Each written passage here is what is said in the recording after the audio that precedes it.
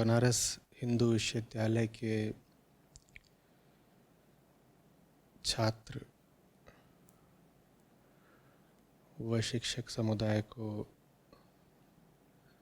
मेरा हार्दिक नमस्कार।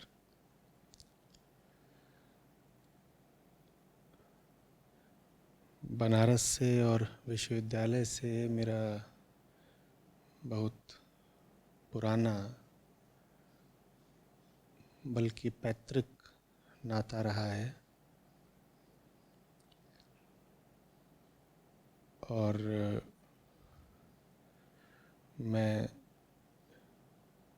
आनंदित भी हूँ और अनुग्रहित भी कि आज इस संवाद के माध्यम से मुझे उस संबंध का पुनर्स्मरण करने का अवसर मिल रहा है।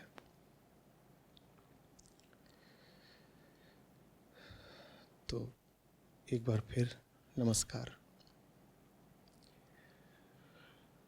अनुभव हैं जो पीएचडी स्कॉलर हैं और कृतार्थ जो एमबीए कर रहे हैं, उनकी ओर से पहला प्रश्न है,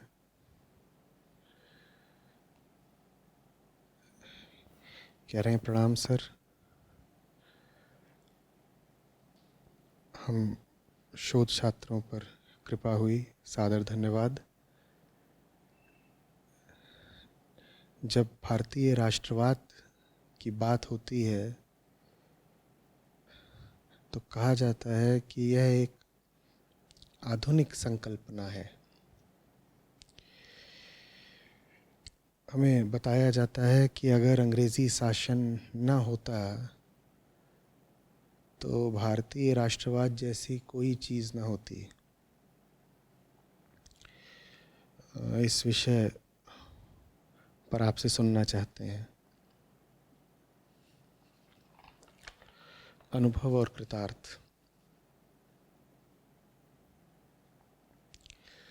अनुभव, कृतार्थ, राष्ट्र क्या होता है?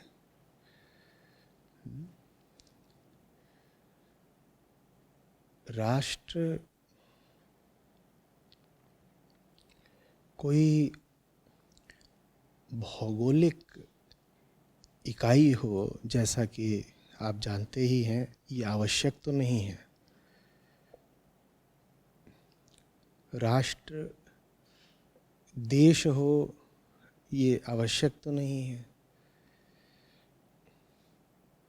राष्ट्र राजनैतिक रूप से भी अपने आप को अभिव्यक्त कर पाए ये आवश्यक तो नहीं है। तो फिर राष्ट्र है क्या? राष्ट्र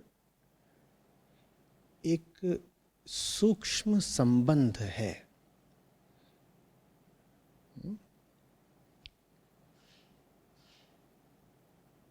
एक समुदाय है लोगों का, वो एक दूसरे से अंतर संबंधित अनुभव करते हैं। वो जो समुदाय है लोगों का वो राष्ट्र कहलाता है और उनके आपसी संबंधों का जो आधार है वो राष्ट्रीयता है।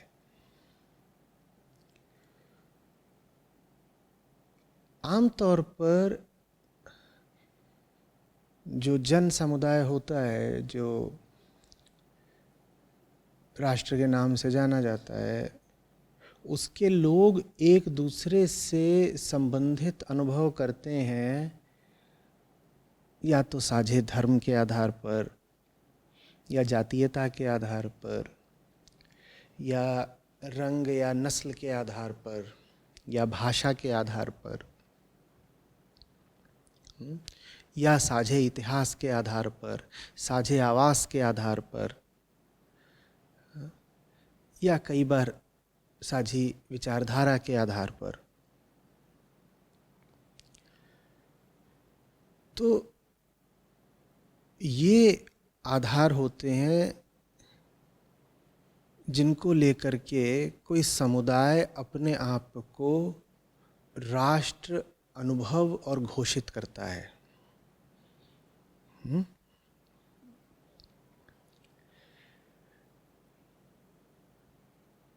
जितने भी राष्ट्रों को हम जानते हैं पश्चिम के,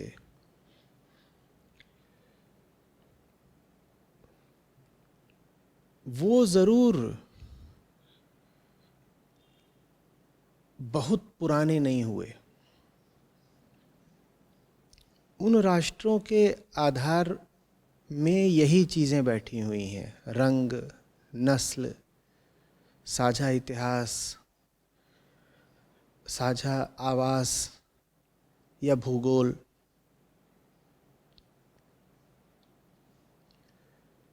भारतीय राष्ट्र के आधार में क्या है? एक भारतीय दूसरे भारतीय से किस आधार पर शताब्दियों से संबंधित अनुभव करता रहा है?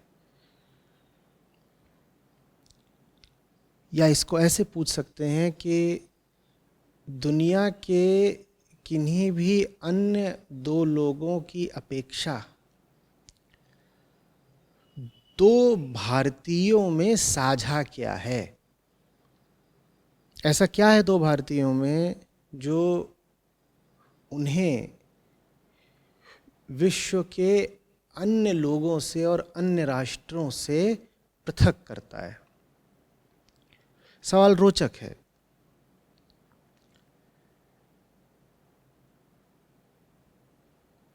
क्योंकि उत्तर में ना आपको नस्ल सुनने को मिलेगा, न पंथ, न धर्म मजहब, न कोई भौगोलिक सीमा, न इतिहास, बल्कि कुछ और।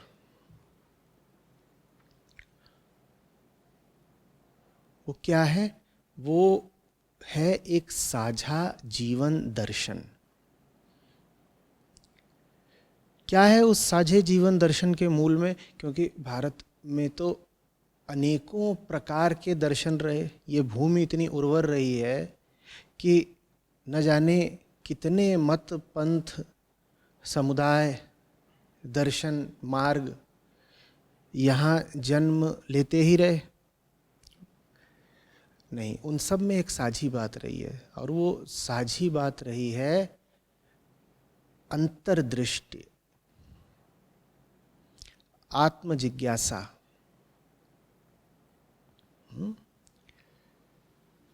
बाहर की अपेक्षा स्वयं को देखने की तैयारी, स्वयं को देखने को वरीयता देना।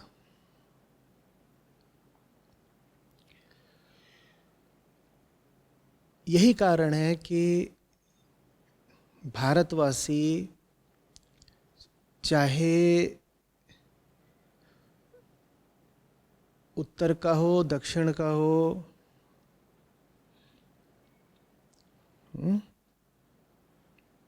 पूर्व से लेकर पश्चिम तक कहीं का भी हो,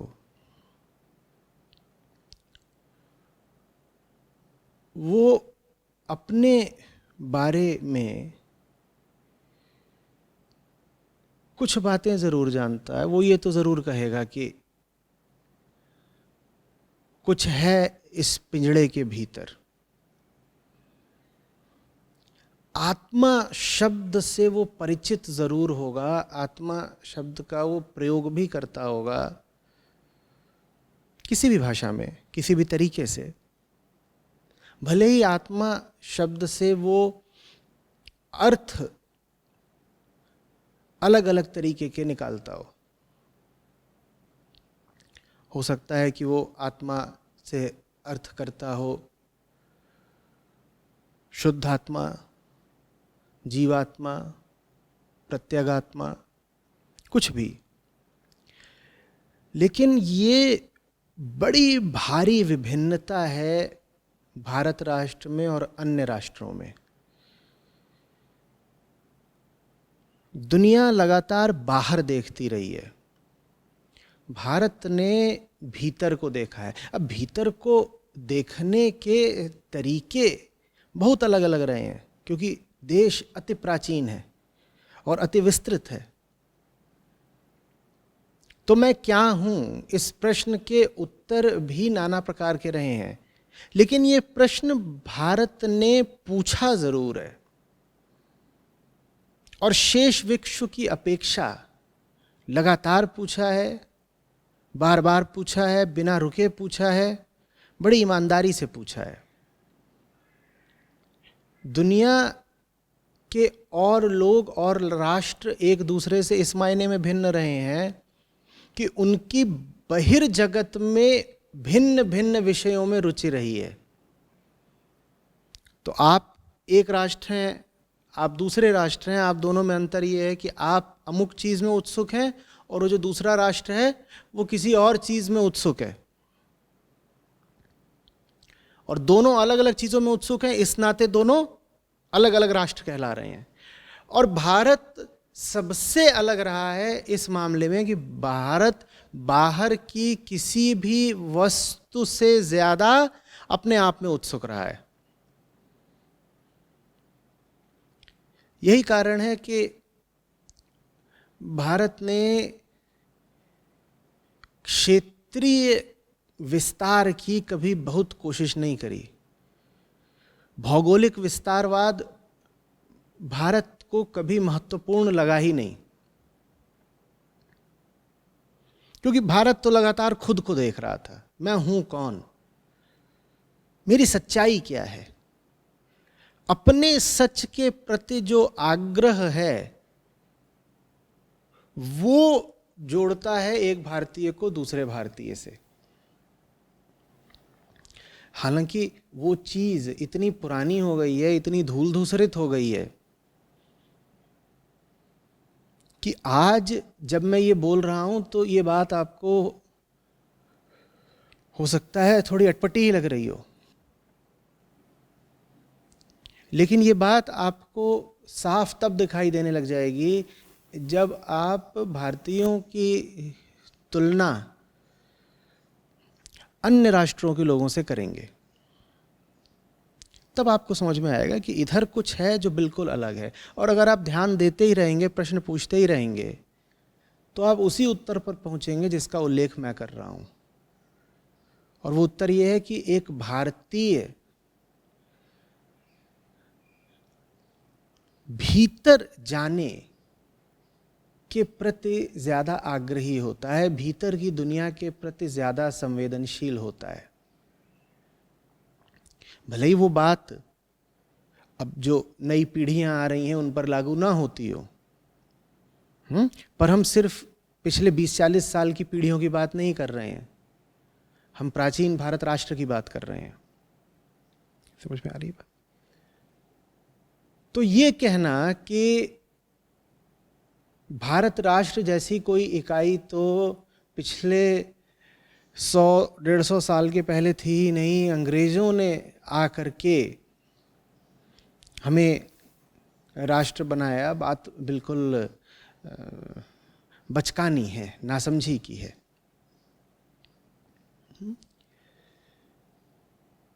सनातन राष्ट्र है भारत,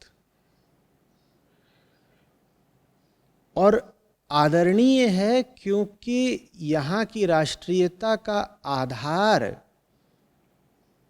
विघटनकारी नहीं है। उदाहरण के लिए अगर आप कहते हैं कि हम 5 लोग एक राष्ट्र हैं क्योंकि हम 5 लोगों की एक साझी नस्ल है, तो जैसे ही आपने ये कहा तो आप 5 लोग शेष दुनिया के खिलाफ खड़े हो गए ना। अब हिंसा होगी, क्योंकि भाई जो नस्ल आप 5 लोगों की है वो बाकी लोगों की तो है नहीं। तो आप अलग हो गए, वो अलग हो गए, भेद उत्पन्न हो गया और अब लड़ाई होगी। या आपने कहा कि हम 5 लोग एक राष्ट्र हैं क्योंकि हमारा एक साझा धर्म या मजहब है, तो आपने अपने राष्ट्र का आधार ही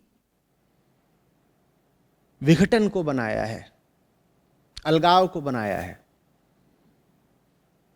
आपने कह दिया है जो मेरा धर्म मान रहा है वो मेरे पक्ष में, और जो मेरा धर्म नहीं मान रहा है वो अलग हो गया, हिंसा होगी। भारत ने अपनी राष्ट्रीयता का आधार दर्शन को बनाया है, आत्मजिज्ञासा को बनाया है, और आत्मजिज्ञासा तो कोई भी कर सकता है। उसी आत्मजिज्ञासा को वास्तविक धार्मिकता बोलते हैं। इसका अर्थ यह है कि अगर कोई किसी सुदूर देश में भी बैठा है पर वो अपने अंतर जगत के प्रति जिज्ञासु है, संवेदनशील है, तो वो एक अर्थ में भारतीय राष्ट्रीय ही हुआ।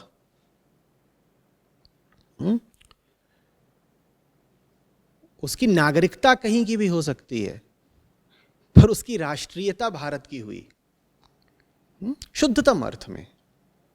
ये बात पासपोर्ट पर प्रकट नहीं होगी, अंदरूनी बात है। लेकिन तो भारत न सिर्फ राष्ट्र है बल्कि सनातन राष्ट्र है। और मेरे सामने कुछ उदाहरण रखे गए हैं कि जैसे रामायण में रावण वध के बाद राम लक्ष्मण से कह रहे हैं कि अपि स्वर्णमयी लंका न में लक्ष्मण रोचते जननी जन्मभूमिष्ठ सर्वगादपि गरीयसी। और इसकी जो दूसरी पंक्ति है वो तो विशेषतया प्रसिद्ध भी है, बहुत उद्धृत भी है, जननी जन्मभूमिश्च स्वर्गादपि गरीयसी। अब ये बात तब कह रहे हैं राम लक्ष्मण से कि आ गए हैं हम, कोई वजह थी, मजबूरी थी, लंका पर आक्रमण करना पड़ा, लेकिन लंका भले ही सोने की हो, बस नहीं जाएंगे हम यहां पर।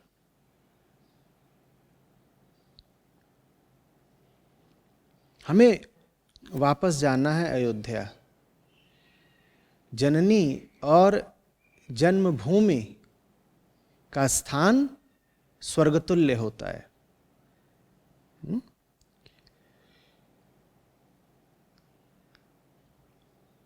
अब ये समझने वाली बात है,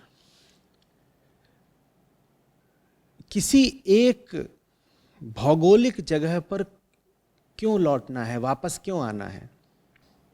वजह है, भारत ने जितना जाना है स्वयं को, उतना ज्यादा ये भी जाना है कि स्वयं को जानना कितना मुश्किल है और स्वयं को जानने के रास्ते में कठिनाइयां कितनी ज्यादा हैं।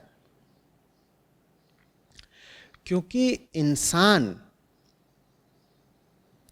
प्राकृतिक तरीके से ऐसा निर्मित होता ही नहीं है कि उसकी चेतना मुड़ करके अपनी ओर देखे।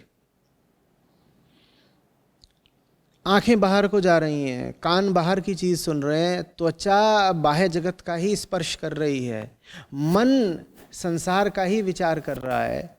स्वयं को देखने की तो इंद्रियों की नीयत ही नहीं है। मन की रचना ही ऐसी नहीं हुई है कि वो अंदर को मुड़े। तो आप अंदर को मुड़ सको, इसके लिए बड़ी व्यवस्था करनी पड़ती है, बड़ा प्रबंध करना पड़ता है।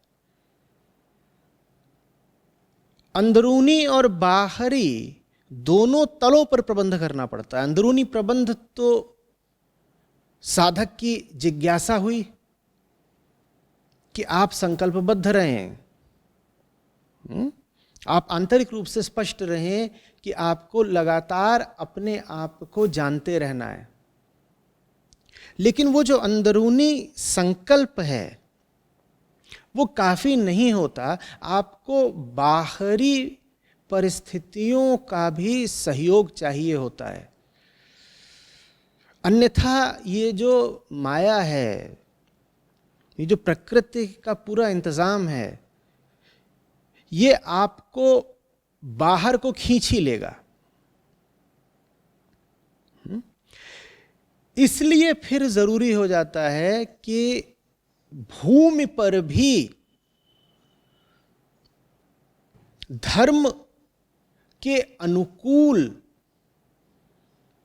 एक व्यवस्था बनाई जाए। इसलिए फिर जरूरी हो जाता है कि भूमि पर आपका शासन हो, प्रभुत्व हो, भूमि पर आपका राजनैतिक वर्चस्व हो, आपके पास एक देश भी हो, ताकि आप वहां का संचालन धर्मानुकूल तरीके से कर सकें। याद रखिए कि भूमि का विस्तार इसलिए नहीं चाहिए ताकि भूमि से हीरे मोती या संपदा आदि अर्जित किए जा सकें। भूमि का विस्तार इसलिए चाहिए ताकि हम ज्यादा बेहतर साधक हो सकें, ताकि हम बिना आक्षेप के, बिना किसी दुर्घटना के, ज्यादा सहजता से, सुविधा से, शांति से अपने आप को देख सकें। अन्यथा हो सकता है कि आपकी बड़ी रुचि हो आत्मजिज्ञासा में, हो सकता है कि आपकी धर्म की दिशा में बड़ी उत्सुकता हो, लेकिन अगर बाहरी परिस्थितियां बिल्कुल ही प्रतिकूल हो गईं, तो आपकी रुचि, आपकी जिज्ञासा आपको बहुत आगे तक नहीं ले जा पाएगी। बात समझ में आ रही है? तो सत्य की खातिर, आत्म अनुसंधान की खातिर, धर्म की खातिर, और मैं इन तीनों शब्दों का एक ही अर्थ में प्रयोग कर रहा हूं, इन तीनों को एक दूसरे का पर्याय मान रहा हूं, इनकी खातिर फिर आवश्यक हो जाता है कि राम लंका की जगह सरयू तट पर लौटें। क्योंकि लंका में सोना तो है,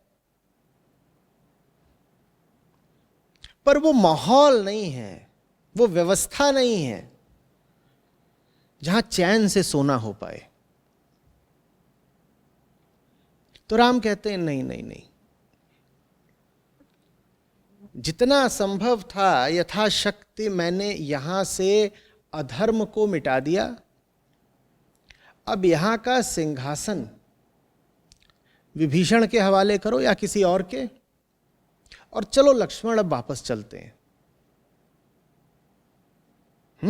पिता को वचन दिया था तो 14 वर्ष वन वन भटकना पड़ा, ठीक है, लेकिन हमें आंतरिक तृप्ति, संतुष्टि तो वहीं मिलेगी जहां उस संतुष्टि के लिए एक सुयोग्य वातावरण तैयार किया गया है। तो आओ चलते हैं अयोध्या, जहां से फिर काशी बहुत दूर नहीं, जहां से फिर हिमालय भी बहुत दूर नहीं, यहां लंका तो कैसे यहां दर्शन होंगे ऋषियों के?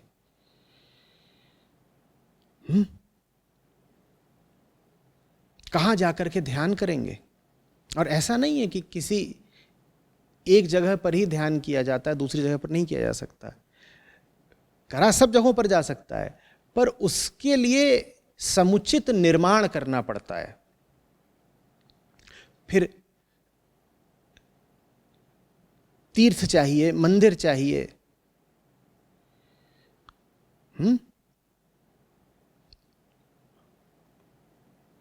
बहुत सारी फिर कथाएं चाहिए, उन कथाओं में विश्वास चाहिए, एक पूरा इकोसिस्टम चाहिए जो व्यक्ति को आंतरिकता के लिए प्रेरित करता रहे। ये आधार है भारतीय राष्ट्र का। बात समझ में आ रही है? और यही वजह है कि भारतीय राष्ट्र राजनैतिक स्थितियों पर बहुत ज्यादा आश्रित कभी नहीं रहने वाला। भारतीय राष्ट्र तब भी बचा रहा जब बहुत लंबे समय तक, सैकड़ों बल्कि 1000 साल तक राजनैतिक सत्ता भारतीयों के अपने हाथ में नहीं थी। तो देश नहीं है भारत के हाथ में, या देश है भी तो बहुत सारे हैं, छोटे छोटे बटे हुए खिचड़ी जैसे देश, या पराधीनता है, लेकिन फिर भी राष्ट्र कायम रहा। बात समझ में आ रही है? बल्कि अब जो भारत देश है उसकी परीक्षा ही यही है कि वो भारत राष्ट्र के साथ कितना तारतम्य रख पाता है, कितना मेल बैठा पाता है। इस बात पर ध्यान दीजिएगा। भारतीय राष्ट्र बहुत ऊंचे, अद्भुत, विलक्षण आदर्श पर स्थापित है। वो जो ऊंचा आदर्श है जो कहता है कि पशु नहीं हूं मैं, पशु की चेतना लगातार उसे दुनिया की ओर ही आकर्षित रखती है। पशु की चेतना कभी उसे पूछने नहीं देती कोहम, मैं कौन। और पशु की चेतना चूंकि सदा संसार की ओर आकर्षित रहती है, इसीलिए कभी उसे संसार से मुक्ति नहीं पाने देती। पशु नहीं हूं मैं, मुझे तो मुक्ति चाहिए। इतना ऊंचा आदर्श है भारतीय राष्ट्र का। तो इस ऊंचे आदर्श से फिर जो उच्चतर मूल्य हो सकते हैं जीवन के, वो सब प्रवाहित होते हैं। चाहे वो अहिंसा हो, चाहे करुणा हो, चाहे प्रेम हो, शांतिपूर्ण सहअस्तित्व हो, सहिष्णुता हो, त्याग हो, समर्पण हो, बलिदान हो। ये सारे उच्चतर मूल्य वास्तव में उठते उसी केंद्रीय आधार से हैं जो भारतीय राष्ट्र का मूल है। सब अच्छाई वहीं से आनी है, सब वर्च्यू वहीं से आनी है। तो फिर भारत देश का कर्तव्य है कि वो भारत राष्ट्र का अनुगामी रहे। माने भारत देश की राजनीति को भारतीय राष्ट्रीयता के पीछे पीछे चलना होगा। और जिस हद तक देश की राजनीति, देश की सरकार इस देश की राष्ट्रीयता के साथ न्याय कर पाती है, सिर्फ उसी हद तक यह देश पूज्य होगा और महान होगा। जितना ज्यादा भारत देश राजनैतिक दृष्टि से भारत राष्ट्र से विलग होता जाएगा, दूर होता जाएगा, उतना ज़्यादा भारत देश अपनी महानता से भी दूर होता जाएगा। फिर बहुत देश हैं, उन सब देशों की तरह एक साधारण सा देश, एक साधारण सी राजनीतिक इकाई बनकर रह जाएगा।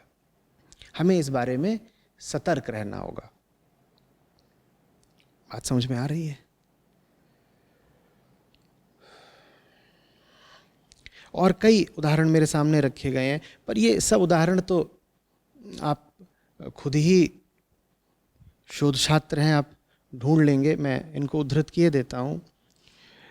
तो अथर्ववेद का पृथ्वी सूक्त है जो कहता है कि भूमि माता है और मैं इस माता का पुत्र हूँ। इसी तरीके से मुझे यहाँ पर बताया गया है कि विष्णु पुराण में भारत का यशोगान पृथ्वी पर स्वर्ग के रूप में किया गया है। तो ये तो दो चार उदाहरण हैं, ऐसे और न जाने कितने उदाहरण आपको मिल जाएंगे। लेकिन कभी भी आप ऐसा सोचने की भूल मत कर दीजिएगा कि भारत में वैविध्य और वैविध्य मात्र है। हम बहुत ज़्यादा बात करते हैं भारत की विविधता की, डाइवर्सिटी की, और बहुत कम लोग हैं जिन्हें स्पष्ट है कि सब भारतीयों को आपस में माला की तरह पिरोकर रखने वाला सूक्ष्म सूत्र कौन सा है। वो जो सूक्ष्म सूत्र है उसका नाम है वास्तविक धर्म या अध्यात्म या आत्म जिज्ञासा। हमें स्पष्ट होना चाहिए और हमें संकल्पित होना चाहिए कि भारत देश भी उसी अध्यात्म को और उसी आत्म जिज्ञासा को प्रोत्साहन देने की दिशा में संकल्पबद्ध रहेगा।